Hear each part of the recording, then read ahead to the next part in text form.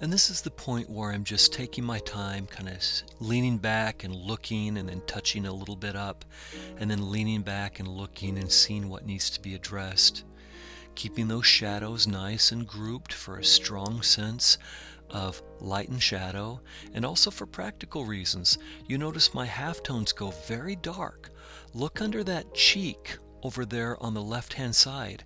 That's still considered to be light, those dark tones under it. They're right on the cusp of going into shadow. But if those are halftone light primarily, then my shadows have to go really dark.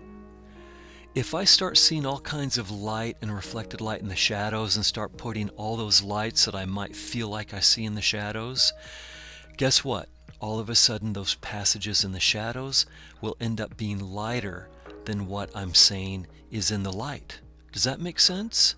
It's very easy to see the darkest darks in the light and push them really dark and then lose track of that, see the lightest light in the shadow and really emphasize that, and then all of a sudden your drawing has fallen apart because you have values in the shadow that are brighter than that are brighter than values that you are calling light.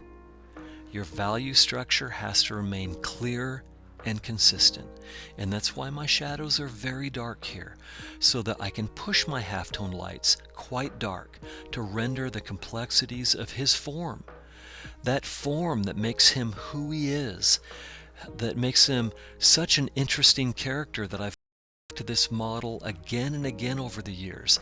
I have dozens and dozens of drawings of this model, Mr. Clark Allen, because he has such an interesting face and was such an interesting character and a storyteller to work with and to draw. And so I've got to give myself the luxury of rendering that form. Using my pencil again to suggest a little bit of detail there. Just kind of moving it with the form, suggesting the movement of hair. A quick way to suggest detail. And we're almost there, folks. We're getting really close here. A little bit more fine-tuning.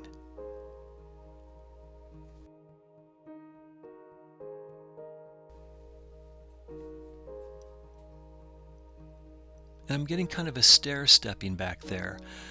I hit a front bit of the hair and then something that was a little further away there on the left-hand side of the hair, and then something that was a little further away to get that round away in space. And I'm cleaning up the edge, the far side of the face there, making sure that that has both some lost areas where the shadow of the face just cleanly blends into the shadow of the hair, but other spots where I pick the silhouette back up for clarity of form. Few more lines, getting close, feeling like I've almost got it. Little visual activity to repeat what's on the left, again on the right. A little bit of motion in that drawing for fun and for visual activity.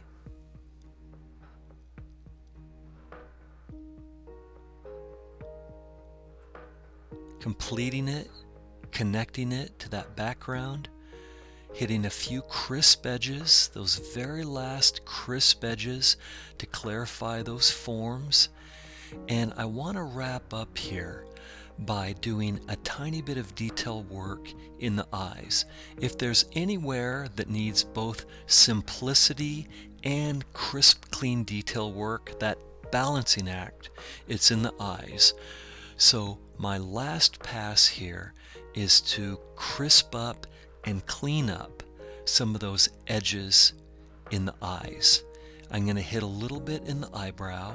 I'm going to pull out my pen eraser once I indicate a few strokes with the tip of my pencil, chisel out a few strokes of those long eyebrow hairs that sometimes older men get.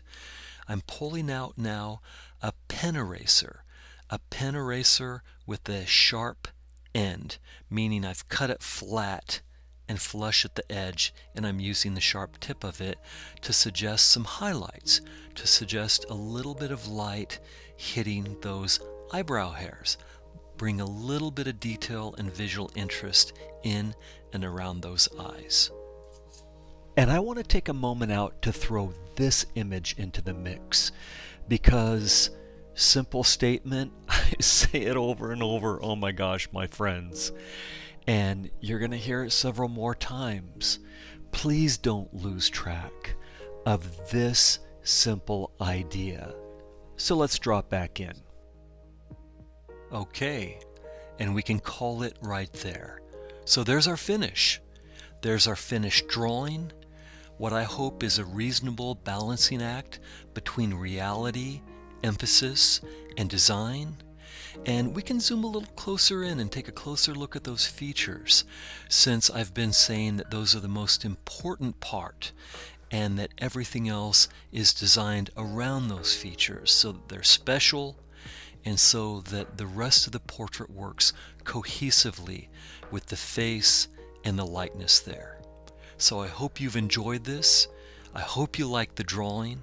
I hope it's been fun for you to take a look at the idea of swinging your pencil around in a very designed and meaningful way. So I'm excited for you to give it a try, and I look forward to seeing what you come up with. So that's exactly what your homework assignment is, to do both full light and full shadow, a fully rendered portrait, but everything in its proper relationship and proper order. What's important is that you take your time this week and do a fully rendered portrait in light and shadow. So I'm looking forward to seeing what you come up with, and I will see you next week.